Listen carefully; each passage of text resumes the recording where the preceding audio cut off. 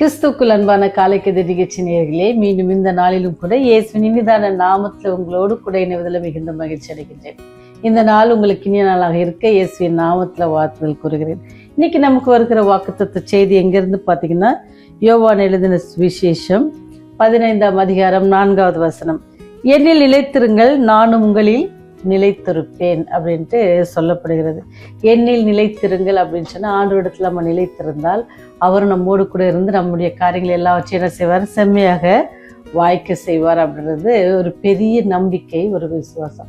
2 நண்பர்கள் இருந்தாங்க. 2 நண்பர்களும் என்ன செஞ்சாங்க அப்படின்னு சொன்னால், ஒரு நாள் 2 பேரும் என்ன செஞ்சுச்சுன்னா, அவருடைய தொழில் என்னவாக இருந்துச்சுன்னா விறகு வெட்டுகிற தொழிலாக இருந்துச்சு.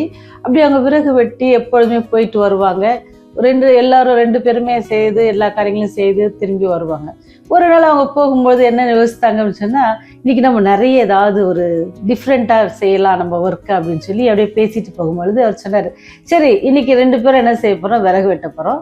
ஆனால் இன்னைக்கு நம்ம செக் பண்ண போகிறோம் யார் ரொம்ப அதிகமாக விறகுகளை வெட்டுறோம் அப்படின்னு சொல்லி.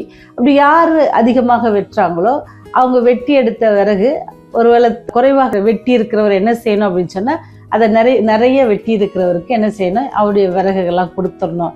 பரவாயில்ல, வரியா இந்த பந்தயத்துக்கு அப்படின்னு சொல்லி ஒரு நண்பர் இன்னொரு நண்பரை அழைக்கிறார். அப்படி அழைக்கும் பொழுது இவர் சொன்னார், பரவாயில்ல. ஏன்னு சொன்னால் அவருக்கு ஒரு நம்பிக்கை என்னன்னா, எப்பவுமே அவர் நிறைய வெட்டுவார். அப்போ அவர் சொன்னார், வரேன் நானும் ஒன்று, ஏன்னா நிறைய என்னது வரப்போகுது, விறகு வரப்போகுதே, நம்ம வெட்டுறதும் இல்லாமல் அவர் நம்முடைய நம்ம நண்பர் வெட்டுறதும் நமக்கு கிடைக்கும் அப்படின்னு சொல்லி 2 பேரும் ஒத்துக்கிட்டாங்க. 2 பேரும் சந்தோஷமாக கிளம்பிட்டாங்க. 2 பேரும் தேவையான ஆகாரங்களை எடுத்துக்கிட்டாங்க. உங்கள் எல்லாருக்கும் தெரியும் விறகு வெட்டு என்னெல்லாம் தேவைப்படும்னு சொல்லல, அது எல்லாத்தையும் அவங்க எடுத்துக்கிட்டு 2 பேரும் சந்தோஷமாக உள்ளே போகிறாங்க. அப்படி போய் அவங்க என்ன செஞ்சாங்க, இப்போ யார் வெற்றி பெறணும் அப்படின்னு சொல்லி அவங்க பார்த்ததுனால அவங்க வேலையை ரொம்ப துரிதமாக ஆரம்பிக்கிறாங்க. அப்படி பார்த்தீங்கன்னு சொன்னால், ஒரு நண்பர் என்ன செய்கிறாருன்னு சொன்னால், தொடர்ந்து வெட்டிக்கிட்டே இருக்கிறாரு. ரொம்ப நேரமாக அவர் என்ன செஞ்சுன்னா வெட்டிகிட்டே இருக்காரு. ஆனால் இன்னொரு கூட இருக்கிற நண்பர் என்ன செஞ்சாருன்னு சொன்னால், கொஞ்ச நேரம் ரிலாக்ஸ் பண்ணுறாங்க. அவங்க கொண்டு போன என்ன செய்கிறாங்க, ஃபர்ஸ்ட் ஈட்டபிள்ஸ் சாப்பிட்றாங்க. அப்புறம் கொஞ்ச நேரம் கழித்து கொண்டு போன ஜூஸ் குடிக்கிறாங்க, அல்லது தண்ணீர் அவங்க குடிக்கிறாங்க. குடிச்சிட்டு திருப்பி வேலை செய்கிறாங்க. கொஞ்ச நேரம் என்ன செய்கிறாரு, இதே மாறி. ஆனால் இந்த இன்னொரு நண்பர் என்ன செய்யறாருன்னு சொன்னா, இவரை பார்க்குறாரு, என்ன இவன் போட்டிக்குன்னு வந்துட்டு இப்படி சாப்பிட்டுட்டோம், தண்ணி குடிச்சுக்கிட்டோம், இப்படி இருக்கிறானே, ஐயோயோ அப்படின்னு சொல்லி, பரவாயில்ல அப்போ நம்ம தான் இன்னைக்கு ஜெயிக்க போகிறோம் அப்படின்னு சொல்லி இன்னொரு நண்பர் கொஞ்சம் கூட இடைவெளி விடாதபடிக்கு என்ன செஞ்சிடறாங்க, வேலையை செஞ்சுட்டே இருந்தாராம். அப்படி ஒரு செஞ்சுட்டு சாயந்தரம் ஆக போகுது. கொஞ்சம் ஒரு மதியானத்துக்கு மேலே இவர் லஞ்சும் சாப்பிட்டாரு. ஆனால் அவர் எதுவுமே சாப்பிடல. ஏன்னா அவருடைய நோக்கம் எல்லாம் நினச்சிங்க, இப்படியாவது நான் நிறைய வெட்டணும் அப்படின்னு சொல்லி வெட்டியிருந்தார். அப்போ இந்த மீன் வயலில் என்ன பண்ணுறாருன்னு சொன்னால், இந்த சாப்பிடுகிற நபர் என்ன செய்யறன்னா, சாப்பாடு ஒரு பக்கம் சாப்பிட்டுட்டு இருந்தார். ஒரு பக்கம் என்ன செஞ்சாருன்னா, அவர் கொண்டு போன அந்த உளி இருக்குல்ல, அதை என்ன செய்வார், அப்பப்போ ஷார்பன் பண்ணி என்ன செய்வார், அவர் வேலை செய்வார். அப்படினால என்ன செய்யுது அப்படின்னு சொன்னால், அந்த எதிர்த்த நண்பர் ஒரு கட்டையை வெட்டுறதுக்கு 4 தடவை அடிக்க வேண்டியிருக்கு. 4 தடவை அடித்தாதான் என்ன செய்யுது, அது 4ஆக பிரிகிறது. அப்படி தான் அவர் விறகு சேர்க்குறாரு. ஆனால் இந்த நண்பர் தன்னுடைய அந்த உளியை அந்த இதெல்லாம் என்ன செய்கிறாரு, கோடாலி அதெல்லாம் என்ன செய்கிறான்னு சொன்னால் ஷார்பன் பண்ணுறாரு. அப்பப்போ அதை ஷார்ப் பண்ணி கல்லில் தேய்ச்சி, உங்களுக்கு தெரியும் இல்லை, அது நல்லா ஷார்ப் பண்ணால் நல்லா வெட்டோம்ல. அவர் ஒரே ஒரு வெட்டு தான் வெட்ட வேண்டியிருக்கு. என்ன அது 4 பாகமாக அந்த மரங்கள் பிரிந்து அந்த விறகு என்னது அவருக்கு ரொம்ப ஈஸியாக. அப்போ மதியானத்துக்கு மேலே, இப்போ காலையில் என்ன செய்கிறாரு, கொஞ்சம் தான் அவர் வெட்டுறாரு, கொஞ்சம் தான் இருந்துச்சு. ஆனால் மதியானத்துக்கு மேலே பார்த்தீங்கன்னு சொன்னால், இவருடைய காரியம் ரொம்ப ஈஸியாக நிறைய விறகு சேர்த்துருவார். அப்போ நாள் முழுதும் வேலை செய்த மனுஷனுக்கு ரொம்ப வருத்தமாக போச்சு. இது எப்படி, நான் பார்த்தேன், நீ என்ன செஞ்சிட்ட, தண்ணி குடிச்சிட்டு இருந்த, கொஞ்ச நேரம் ஒரு டைம் நான் உன்னை பார்த்தப்ப நீ சாப்பிட்டுட்டு இருந்த, எப்படி உன்னால இது சாத்தியமாச்சு, இது எங்கேயோ தப்பு நடந்திருக்கு அப்படின்னு சொல்லி அடுத்த நபர் சொல்றாரு. இல்லை எந்த தப்பும் நடக்கலை, நீ பார்த்தது கரெக்டு தான், நான் தண்ணி குடிச்சதை நீ பார்த்தது சரிதான், நான் சாப்பிடும் பொழுது நீ என்னை பார்த்ததும் சரிதான், அதற்கு இடைவெளியில் நான் செய்த காரியத்தை நீ என்ன செய்யலை, பார்க்கல. என்னுடைய கோடாலியை நான் என்ன செஞ்சேன், நல்லா ஷார்ப் பண்ணேன், நல்லா அதுக்கு தேவையான காரியங்கள்லாம் செய்து சீக்கிரமாக வெட்டுவதற்கான அதை நல்லா ஷார்ப் பண்ணேன். அதனால தான் நீ நாள் முழுவதும் கஷ்டப்பட்டு ஒரு மரத்தை வெட்டுவதற்கு 4-5 தடவை என்ன செய்ய வேண்டியிருக்கு, கொத்த வேண்டியிருக்கு. ஆனால் நான் எப்படி ஒரே நேரத்தில் ஒரு அடி அடித்த போது என்னுடைய விறகுல என்ன செஞ்சு 4ஆக பிளந்துருச்சு. ஏன்னு சொன்னால் அது ரொம்ப ஷார்ப்பாக இருந்துச்சு.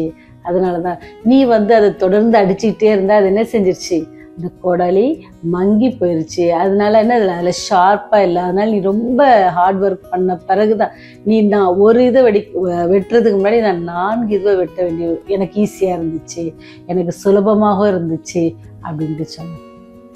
இதில் என்ன புரிகிறது அப்படின்னு சொன்னால், உங்களுடைய உறவும் என்னுடைய உறவும் எப்படி இருக்கிறது, எப்படி இந்த 2 வேலையாட்களை போல நம்முடைய உறவுகள் ஆண்டவருடைய இருக்கிறதா, நம்ம எப்படி நம்ம ஆவிக்குரிய வாழ்க்கையில் நம்ம எப்படி நம்ம ஷார்ப்பன் பண்ணிக்கணும், நம்ம எப்படி ஆண்டவருடைய காரியங்களை செய்வதற்கும் சரி, நம்முடைய காரியங்கள் ஆண்டவரோடு கூட இருப்பதற்கு நாம் எவ்வளோ முயற்சி பண்ணுறோம் அப்படின்றது. அதான் இங்கே சொல்லுதில்ல, நீங்கள் என்னோட கூட இருந்தால் நான் உங்களோட கூட இருப்பேன்னு சொல்கிறார் ஆண்டவர். அப்போ நாம் அதிக நேரம் ஆண்டவரோடு கூட இருப்போம் அப்படின்னு சொன்னால், எப்படி அந்த மகன் அதை டைம் எடுத்து அதை ஷார்ப்பன் பண்ணானோ அதே போல் என்ன செய்யலாம், நாம் நேரம் எடுத்து ஆண்டவரிடத்தில் நம்ம நேரத்தை சில நேரம் செலவு பண்ணி ஆண்டவரத்தில் அன்பை ஆண்டவர் நமக்காக கொடுத்த அந்த வேதத்தை வாசித்து அவர் நமக்கு கற்பிக்கிற பாடங்களை நம்ம கற்றுக்கொள்வோம் அப்படின்னு சொன்னால், நம்முடைய வாழ்க்கையில் என்னது ரொம்ப கஷ்டமான படுகிற காரியத்தை கூட என்ன செய்வாங்களாம், அதை ஈஸியாக தாண்டி வரும்படி அல்லது ஈஸியாக செய்து முடிக்கும்படிக்கு தேவன் பலத்தை தருவாங்க. அந்த பலத்தை எப்போ பெற்றுக்கொள்ளணும் அப்படின்னு சொன்னால், நாம் அவரோடு செலவழிக்கிற நேரம். எப்படி அந்த விறகு வெட்டுகிற அந்த நபர் அதை ஷார்ட் பண்ணுறதுக்காக நேரத்தை ஒதுக்குனாரோ அதே போல் நாமும் ஆண்டவருடைய பாதத்தில் நம்முடைய நேரத்தை ஒதுக்கி அவரிடத்துல நம்முடைய காரியங்களை பேசி அல்லது நம்முடைய பாவம் அறிக்கையிட்டு அல்லது நம்முடைய நன்றி சொல்லி நிறைய காரியங்கள் ஆண்டவர் எண்ணிலடங்கா நன்மைகளை நமக்கு செய்திருக்காங்க. அதெல்லாம் நம்ம சொல்லும் பொழுது என்ன ஆகுன்னு சொன்னால், நம்முடைய உறவில் எப்படி இருக்குமா, ரொம்ப ஸ்ட்ராங்காக இருக்கும். அப்போ நம்ம ஸ்ட்ராங்கான உறவு ஆண்டவரோடு கூட இருக்கிறோம் அப்படின்னு சொன்னால், நமக்கு ஏற்படுகிற எல்லா கஷ்டத்திலும் எல்லா துன்பத்திலும் எல்லா பிரச்சனைகளும் எல்லா சந்தோஷத்தின் எல்லாவற்றிலும் நம்ம எப்படின்னா ரொம்ப ஈஸியாக தாண்டி வருவதற்கு தேவன் பலன் தருவார். எப்படி அந்த காரியத்தை ஈஸியாக முடித்தாங்களோ அதுக்கு ஒரே ஒரு காரியம் சொன்னால், அவரோடு வைத்திருந்த அவர் அந்த பொருள் அவர் யூஸ் பண்ண அந்த பொருளுக்கு அவர் கொடுத்த முக்கியத்துவம். நேரம் கிடைக்கிறப்பெல்லாம் கொஞ்சம் சாப்பிட்டுட்டு 2 வாய் சாப்பிட்டு என்ன செஞ்சார், அதை ஷார்ப்பன் பண்ணார். அதே போல் நீங்களும் நானுடைய வாழ்க்கையில் தேவன் நமக்கு கொடுத்துருக்க இந்த நேரத்தில் நீங்களும் நானும் அவரோடு கூட நெருங்கி ஜீவிப்போன்னு சொன்னால் எல்லா காரியத்தையும் நம்மை வெற்றி சிறக்க அவர் வல்லவராக இருக்கிறார். நம்ம நாள் முழுவதும் ஓடி ஓடி பிரயாசப்பட்டாலும் ஆண்டவர் நம்மோடு கூட இல்லை அப்படின்னு சொன்னால் நமக்கு பிரயோஜனம் ஒன்றும் இல்லை. அதனால் நம்ம வெற்றி காண்ப போவதில்லை. என்னதான் உழைச்சாலும் அது நம்ம கையில் இருக்க. நாள் முழுவதும் வெட்டினா கூட என்ன செய்ய முடியாதான், நம்ம நினைச்ச அளவுக்கு நம்மளால் சேகரிக்க முடியாது, அது நம்முடைய காரியங்கள் சக்ஸஸ் ஆக முடியாது. ஆனால் நமக்கு ஆண்டவர் இன்னைக்கு சொல்லி கொடுக்குற பாடம், நீங்கள் என்னோட இருந்தால் நான் உங்களோட கூட இருப்பேன்.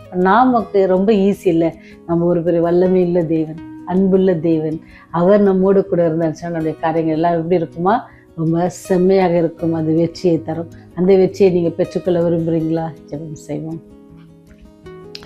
ஜீவ தேவனே, உண்மையில் நாங்கள் எப்பொழுதும் நிலைத்திருக்கோம். உடைய அன்பை நாங்கள் எப்பொழுதும் உணர்ந்தவர்களாக இடைவிடாதபடிக்கு கிடைக்கிற நேரம் எல்லாம் உடைய அன்பை புரிந்து கொண்டு உடைய அன்பில் நிலைத்திருக்க எங்களுக்கு உதவி செய்யுங்க சுவாமி. நாங்கள் உண்மையில் நிலைத்திருக்கும் பொழுது நீர் எங்களோடு கூட இருந்து எங்களுடைய காரியங்களை எல்லாவற்றையும் நீர் வாய்க்க செய்கிறதுக்காக நன்றி செலுத்துகிறோம். உடைய அன்பின் வாக்கு தத்துவதற்காக நன்றி செலுத்துகிறோம் சாமி. நாங்கள் பிரயாசப்படுகிற காரியங்கள் ஆண்டவரே, நாங்கள் சுயமாய் காரியங்களை செய்வோம்னு சொன்னால் அது தோல்வியில் முடியும் என்பதை நாங்கள் உணர்கிறோம் ராஜா. நீர் எங்களோடு கூட இருப்பீங்கன்னு சொன்னால் ஆண்டவரே, நாங்கள் எல்லாவற்றையும் எங்களால் வெற்றி சிறக்க முடியும் ஆண்டவரே. எப்படி ஆண்டவரே சீஷர்கள் உம்மோடு கூட இருந்த பொழுது அப்படி வாழ்க்கையில எப்படி அவருடைய எல்லா காரியத்திலும் ஆண்டவரே உமக்காக நின்றது போல நாங்களும் உண்மையில் நிலைத்திருக்க நீ எங்களுக்கு உதவி செய்யுங்க. இந்த நாளில் ஆண்டவரே செய்தி கேட்கிற ஒவ்வொரு பிள்ளையும் ஆசீர்வதிங்க. அவருடைய தேவையை சந்தித்தலுங்க, சமாதானத்தை கட்டளையிடுங்க. உடைய ராஜ்யம் வரும்போது எங்களை நினைத்தள்ள வேண்டுமா, இயேசுவின் வழியாக ஜெபிக்கிறோம் ஜீவனுள்ள நல்ல தகப்பனே. ஆமென், ஆமென்.